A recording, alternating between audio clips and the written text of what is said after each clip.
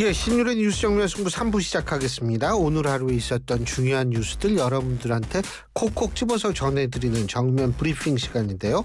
오늘도 김영민 아나운서 함께하겠습니다. 안녕하세요. 네, 안녕하세요. 예, 오늘이 월요일인데 지난 주말은 어떻게 잘 보냈어요? 뉴스앤뮤직 하면서 안 했나? 지난 주말 했습니다. 했죠? 어제 저 출근했네요. 생각해보니까 너무 뭐 행복하게 일해서 그렇죠. 일한 줄도 몰랐습니다. 왜냐하면 항상 일하는 걸 기다리고 있잖아요. 내가 그걸 잘 알고 있지. 아유, 그럼요. 이거 윗분들이 좀 들어야 되는데. 듣고 계실 겁니다. 듣고 있을까요? 예. 다들 퇴근하시면서 듣지 않으실까? 근데 이제 어쨌든 그런 이 일을 하기 좋아하는 우리 김영민 아나운서. 네. 예. 그래서 어제 또 회사에 나오면서 굉장히 행복한 시간을 여기서 보냈고. 아유, 그죠? 그럼요. 그러니까 뭐를 했냐고 물어볼 필요는 없을 것 같아요. 요새 아시안 게임도 열심히 보고. 아시안 게임. 잘 먹고 잘 자고. 그렇죠. 잘 지내고 아시안 있습니다. 게임. 예. 이야, 아시안 게임 진짜 잘하대. 예. 진짜 그게 좀 나중에 하고. 아니 근데 이게 어떻게 된 건지 요새 왜 이렇게 사고가 많아요? 오늘 울산에서 유료 탱크가 폭발했다며요. 요즘은 아침에 자고 일어나면 톱뉴스부터 보는 그 습관이 저희는 있잖아요. 네, 있죠. 근데 사고 소식이 정말 자주 들려오는 것 같아서. 근데 저는 진짜 뭐 아침에 일어나면 톱뉴스부터 보는 것보다는 어제 우리가 방송했던 게 얼만큼 다른 언론사에서 많이 받았나 이거부터 이제 체크를 그렇죠. 하는데. 예. 그 신율 명지대 정치외교학과 교수에 따르면 하면서 이렇게 막 인터뷰도 하시고. 그거는 원래 네. 그거 제가 습관적으로 많이 하는 그렇죠. 거기 워낙 때문에. 많이 하시니까. 근데 이제 우리 프로그램이 어떻게 또 받았나 이런 건데. 그렇죠. 근데 사실은 이 어떤 사고가 터졌나 보면 진짜 이거는 불행한 일이죠. 그러니까요. 예. 워낙 사고 소식이 좀 많은데 오늘도 사고가 있었습니다. 오전 11시경에 울산 온산공단에서 유류 저장 탱크가 폭발하는 사고가 났는데요. 30대 작업자 1명이 숨지고 또 1명은 크게 다쳤습니다. 아이고 저런. 그래서 대응 2단계까지 발령을 해서 소방당국에서 진화에 나섰는데요. 이게 얼마나 폭발과 화재가 컸는지 이 사고 현장으로부터 10km 이상 떨어진 울산 도심에서도 검은 연기가 목격이 됐다고 합니다. 그래서 관련 신고도 수십 건 들어왔고, 그래서 재난문자 통해서 울산 시민들은 창문을 닫고 연기를 피해주길 바란다 이런 문자도 받았다고 해요. 지금 불길은 잡힌 상태지만 안정화 작업에는 좀 시간이 걸릴 것으로 보입니다. 근데 어제는 또 여수인가요? 거기에서 어선이 침몰했죠. 그것도 큰 어선이었던 것 같은데. 네, 맞습니다. 어제 또 있었던 일인데 여수 삼산면 인근 해상에서 14명이 승선한 서경호가 침몰을 했습니다. 총 14명 중에 한국인 선원이 8명, 외국인 선원이 6명이었는데요. 4명은 구조가 돼서 생존했는데 5명이 숨지고 5명이 실종된 상태입니다. 사고 이틀째인 오늘도 구조팀에서 실종자 수색 작업을 계속해서 벌이고는 있지만 난항을 겪고 있는 것으로 보이고요. 실종된 선원은 한국인 3명, 베트남인과 인도네시아 국적의 외국인 선원 2명입니다. 지금 해경이 조사를 해봤는데 어떤 충돌 정황은 없었대요. 그래서 더더욱 도대체 왜 가라앉은 것인지에 대한 궁금증이 커지고 있는데 이 서경호가 무려 139톤급 꽤 큰 어선이거든요. 그래서 뭐 풍랑주의보 이런 상황에서도 사실 조업을 할 수 있을 정도로 규모가 큰 선박인데 도대체 2.5m 파도에 이렇게까지 순식간에 전복된 이유가 뭔지 이게 일반적인 상황은 아니라고 지금 해경이 전하고 있거든요. 그래서 침몰의 구체적인 원인은 선박을 인양해야 파악할 수 있을 것으로 보이고 일단 해경은 구조작업, 실종자를 찾는 데 좀 주력하고 있습니다. 예, 이 실종자를 이게 제가 볼 때는 희망을 잃지 말고 끝까지 이 수색을 잘 해야겠죠. 근데 이 어선 사고는 이번 달 들어서 벌써 2번째라고 그러더라고요. 네, 맞습니다. 지난 1일에도 제주 인근 해상에서 어선 사고 발생해서 3명이 숨지고 1명이 실종이 됐는데 열흘도 되지 않아서 또다시 사고가 발생한 겁니다. 그런데 최근 들어서 어선 사고가 엄청 많이 늘고 있는 추세입니다. 예. 2023년에 어선 사고로 사망 실종한 사람의 수가 78명이었는데 2024년에는 119명. 그러니까 52%나 증가했고요.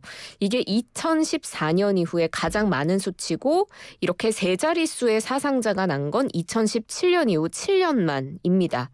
지난해 3월에 한 달 동안에만 어선 사고 5건 발생하면서 이제 해양수산부에서도 굉장히 경각심을 가졌겠죠.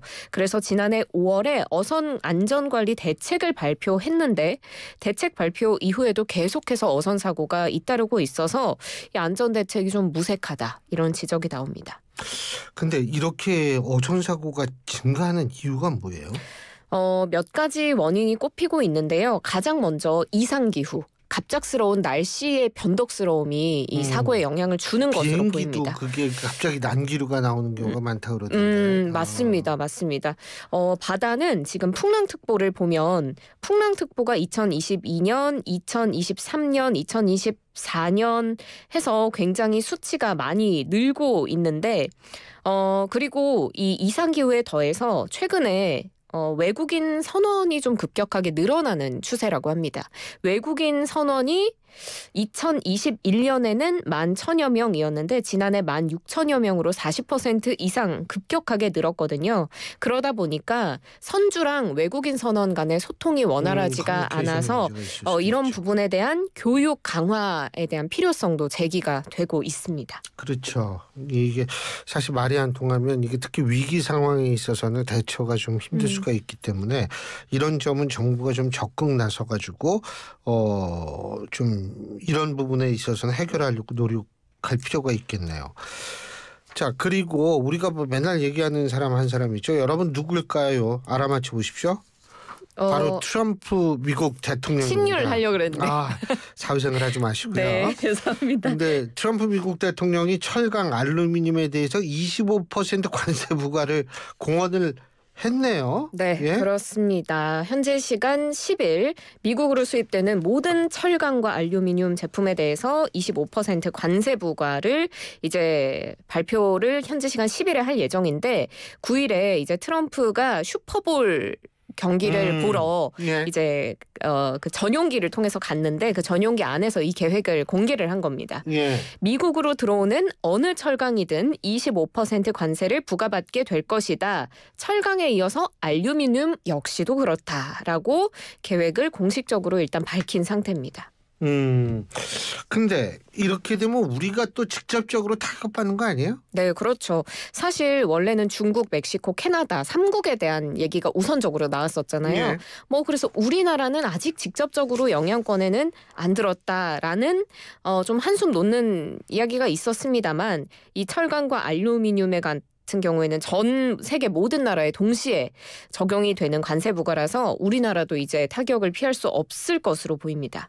지금 한국이 대미 철강 수출에서 263만 톤까지는 사실상의 무관세를 적용을 받고 있거든요. 이게 트럼프 1기 행정부 때 트럼프 행정부에서 세계 철강 제품의 25% 관세 부과를 이미 한 바가 있습니다. 그때 우리나라는 263만 톤까지만 이제 무관세 쿼터를 적용을 받았었는데 이제는 이 무관세 쿼터도 25% 관세가 부과될 수 있는 겁니다. 그래서 사실상 우리 기업들의 타격은 불가피할 것으로 보이고요.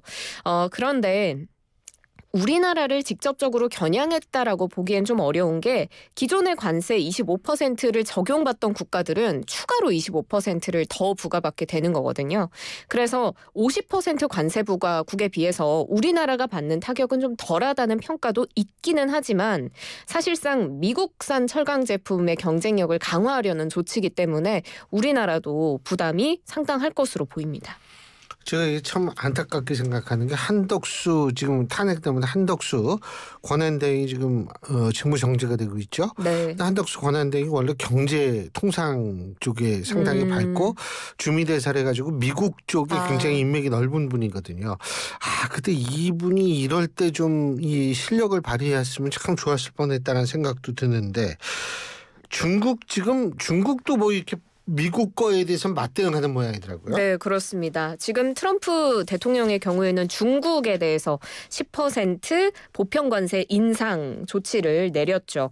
그 펜타닐 문제에 대해서 중국이 대응을 똑바로 못했다라면서 관세를 부과한 상태인데 지금 중국에서도 맞대응에 나섰습니다. 미국산 석탄, 액화 천연가스에는 15% 관세 부과하고 원유, 농기계, 대형차, 픽업 트럭에는 10% 관세를 더 물리겠다라고 공언을 한 상태인데요. 그런데 또 트럼프 대통령이 가만히 있지 않습니다. 이제 오는 11일 혹은 12일에 상호 관세를 발표하겠다라고 계획을 내놨는데 상호 관세라 함은 그쪽에서 관세 물리면 우리도 또 하겠다. 이거지 않습니까? 그러니까 갈수록 이 관세는 높아질 수도 있는 상황인데 뭐 구체적으로 대상국을 언급하진 않았습니다만 트럼프는 그냥 아주 간단하게 말하면 그들이 우리한테 청구하면 우리도 청구할 것이다. 이렇게 이야기를 하고 있습니다. 제가 항상 하는 얘기가 있어요. 나이가 먹을수록 똑똑함으로 사는 것이 아니라 현명함으로 사는 것이다라는 얘기를 많이 하는데 네. 트럼프 대통령의 지금 이런 행동이 현명한 것인지 왜냐하면 이거 미국 쪽에도 타격이 굉장히 갈 겁니다. 그렇죠. 그게 어느 정도 이 타격이 유지될지는 아무도 모르거든요. 하지만 고통의 시간이 길어지면 글쎄 트럼프 대통령의 정책 입지가 어떻게 될지 아주 궁금하네요. 자. 아시안게임 보는 맛에 사는 분 많죠? 맞습니다.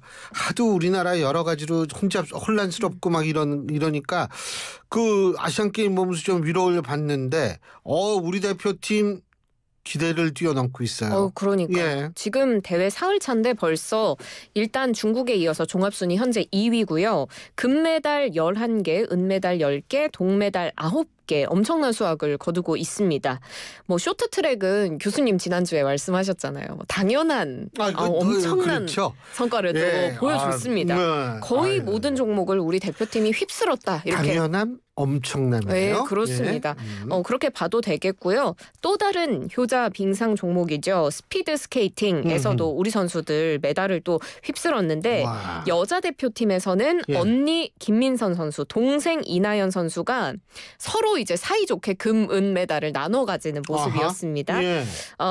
초단거리 100m는 사실 중국이 건의해서 생긴 종목인데 우리나라가 금은을 다 휩쓸었거든요. 와. 이나연 선수 금메달, 김민선 선수는 0.004초 차이로 은메달. 그 다음날 열린 500m에서는 김민선이 금메달, 이나연이 은메달이었고요. 남자 스피드 스케이팅에서는 우리 김준호 선수가 오늘 500m 동메달 따면서 역시나 좋은 성과 보여줬고 세 선수가 함께 달리는 팀 스프린트라는 종목이 또 새로 생겼는데요. 아하. 여기에는 남자 대표팀이 은메달, 여자 대표팀이 금메달 목에 걸었습니다. 근데 조금 그 주목을 덜 받는 종목도 선전하고 있는 모양이더라고요. 설상 종목이라고 하죠. 눈에서 하는 그런 설상 가상은 아니고 아니에요. 아니고요? 설상입니다. 설상 종목. 네, 예. 여기에서도 이제 엄청난 성과들이 지금 나오고 있습니다. 남자 스노보드 이채훈 선수가 슬로프 스타일 종목에서 금메달 목에 걸면서 정말 역사를 썼고요. 강동은 선수도 슬로프 스타일 동메달 차지했고요. 강동은 선수는 오늘 남자 빅에어 종목에서도 동메달을 획득했습니다. 예. 또 스키 종목에서도 이승훈 선수가 한국 프리스키 사상으로 첫 아시안게임 금메달을 수확을 했는데 사실상 이 선수들이 다